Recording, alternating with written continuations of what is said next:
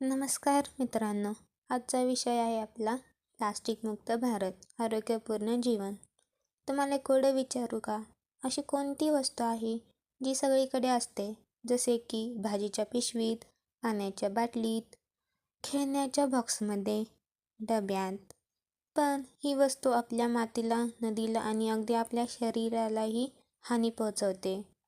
ओळखा पाहू अशी कोणती गोष्ट आहे?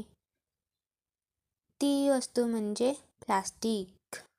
मला तर आपण एक गोष्ट पाहू, ती म्हणजे प्लास्टिकची तक्रार. चिंटू आईसोबत बाजारात जातो. आई प्लास्टिकची पिशवी घेते.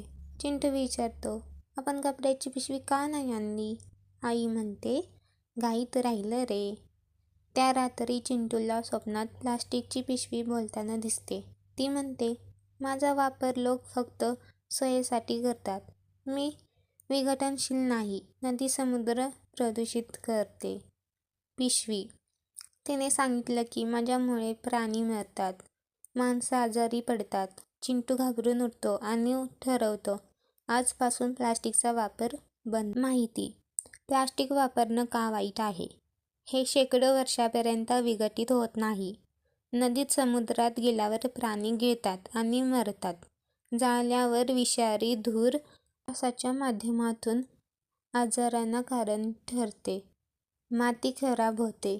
झाडे उगवत नाहीत. आपण काय करतो चुकून? बघा, घराबाहेर कचरा टाकतो. रोज प्लास्टिकच्या पिशव्या वापरतो. बाटल्या, चमचे, स्ट्रॉ फेकून देतो. यामुळे पर्यावरण दूषित होऊन आजार होऊ शकतात. कृती भाग 1. चला आता आपण काही खऱ्या गोष्टी करूया. आजच हे 3 काम करूया. पहिलं तर आहे कापडाची पिशवी वापरा. दुसरं, शाळेत प्लास्टिक डे ठरवा. तिसरं आहे घराबाहेर कधीही प्लास्टिक टाकू नका. आणि हो, आपल्या वर्गात एक प्लास्टिक विरोधी संघ तयार करा.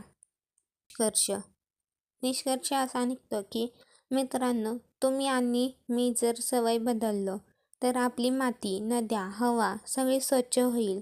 आपल्याला आरोग्यपूर्ण जीवन मिळेल.